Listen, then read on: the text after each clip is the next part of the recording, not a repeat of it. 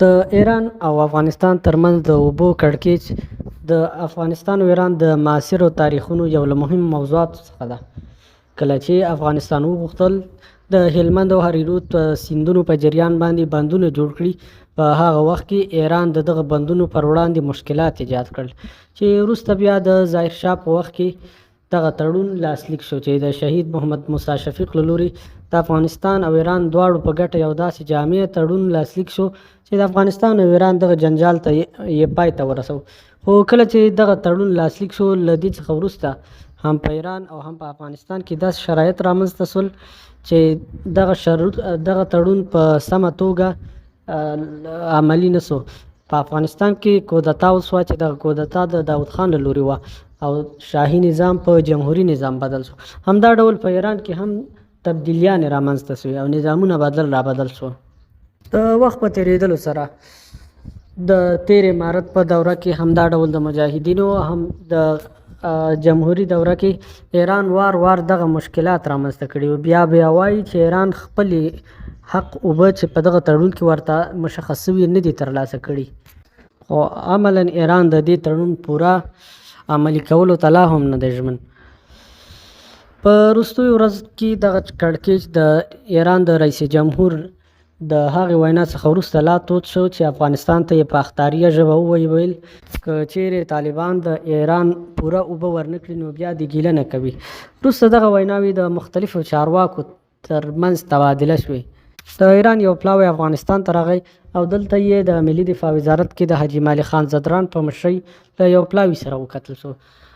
په دغه لیدنه کې دواړو لورو ترمنځ عمده مسایل چې مطرح کېدل هغه دا چې د ایران او افغانستان ترمنځ جګړه رامنځته نه سي او د دواړو ترمنځ په پوله کې حالات کړکېچن نه سي.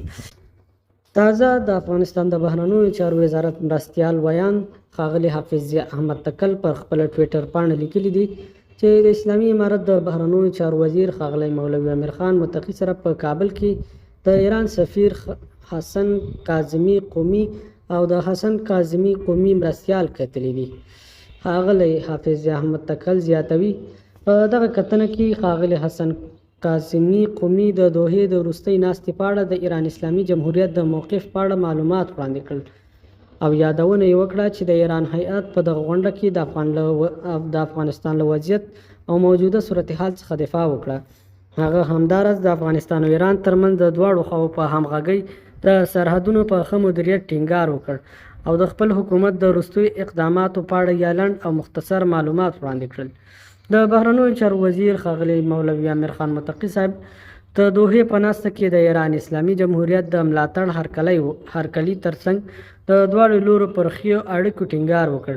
ښاغلي متقي د افغان بندیانو د انتقال د پروسې په بیا پیلولو، پر اعدام محکومو بندیان او د اعدامونو د ځنډولو او د افغان اتباعو ته د ویزې په تسهیل هم خبرې کړې دي. د بهرنیو چارو وزیر پر دې سربیره یادونه وکړه چې د دواړو لورو ترمنځ مسایل د دوه اړخیزو خبرو او تفاهم له لارې ښه حل کېدای شي. په دغه ناسته کې د هلمند په سیند کې د ایران د حقابې د تامین ترڅنګ په نورو دوه اړخیزو مسایلو هم بحث شوی ده. همدا ډول په یو بل جلا راپور کې چې د ترکمنستان مرکز اشقاباد کې د افغانستان سفارت د اسلامي امارت منصوبینو او نوي سفیرانو ته سپارل شوی ده. محمد هارون سعیدي ترکمنستان کې د افغانستان د سفارت تجارتي اتشه ټاکل شوې ده. اشقاباد کې د افغانستان سفارت له لوري په یو خپره شوې خبرپاڼه کې ویل شوي دي چې سعیدي دغه سفارت د تجارتي اتشې په توګه ټاکل شوی ده. د سفارت سرپرست فضل محمد صابر په دې اړه په جوړ شویو مراسمو کې د افغانستان او ترکمنستان ترمنځ د اړیکو او اقتصادي همکاریو په پراختیا یې د سوداګرۍ او پانګونې پر رول ټینګار کړی ده. په هغه عکس کې چې دغه سفارت له لوري خپور شوی ده ښکارېږي چې د تیر دولت د بیرغ په ځای د اسلامي امارت نوی بیرغ په رپان شوی ده. دا په داسې حال کې ده چې په سیمه کې پرله پسې سفارتونه د افغانستان نوي حکومت ته سپارل کېږي.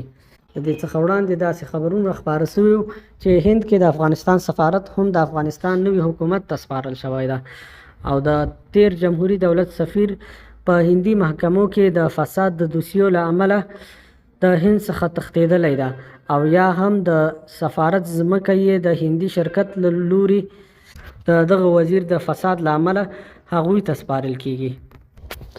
په همدې ډول د ناروې د پناه غوښتنې شورا مشر یان انګلینډ د اروپایي ټولنې له سفیرانو غواړي چې بیرته افغانستان ته ستانه شي او له سرپرست حکومت سره تعامل وکړي. انګلینډ وایي په ډیپلوماسۍ کې رژیمونه او حکومتونه په رسمیت نه پیژندل کیږي بلکې هیوادونه په رسمیت پیژندل کیږي او دغه شورا افغانستان په رسمیت پیژني. نوموړي په افغانستان کې بشري مرستو ته په اشارې سره وایي یو شمېر مرستندویه بنسټونو د نجونو پر زده کړو او ښځو پر کار د بندیز له امله خپلې مرستې سیاسي کړي دي. همدا ډول د استخباراتو لوی ریاست پر خپل ټویټر پاڼه په یو پوسټ کې ویلي د پنجشیر ولایت د استخباراتو ریاست منصوبینو د یو لړ کشفي راپورونو پر اساس د عنابې ولسوالۍ په مربوطاتو کې عملیات ترسره کړل چې په پایله کې 3 میله کلاشینکوفونو سربیره 11 سپایي کمپیوټرونه او ځینې نور دفتري وسایل چې د تیرې ادارې د سقوط پر مهال د دغه ادارو د کارکوونکو له لوري غلا شوي وو بیرته کشف او ترلاسه او نوموړو ادارو ته سپارلي دي. دا په داسې حال کې ده چې له دې څخه مخکې هم په پنجشیر کې ګڼ شمېر وسلې لرې واټن ویشتونکي میزایل او همدارنګه ان تر ډېرې پرمختللو او پخوانیو الوتکو پورې نیول شوي وي. همدا ډول پاکستان له افغانستان سره د اړیکو د لا پیاوړتیا لپاره په همغږۍ هڅې پیلوي.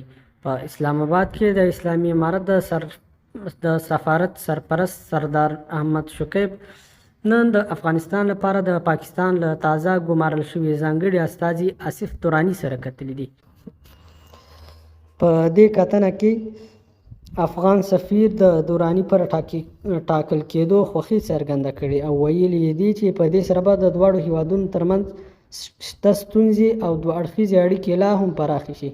په دې کتنه کې ښاغلي دراني ویلي دي چې د دوه اړخیزو اړیکو د پیاوړي کېدو لپاره به له افغان سفارت او نورو ادارو سره په همغږۍ خپلې هڅې لا هم قوي کړي.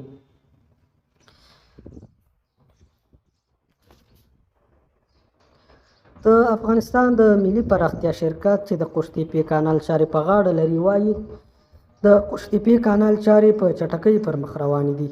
د سربند اورګاډي او حیرتان پر سړک به د پله جوړولو کارونه هم له پخوا ګړندي شي. د یادونې وړ ده چې د قوشتېپې د کانال د لومړي فاز چارې به له ټاکلې مودې 8 میاشتې وړاندې بشپړې شي.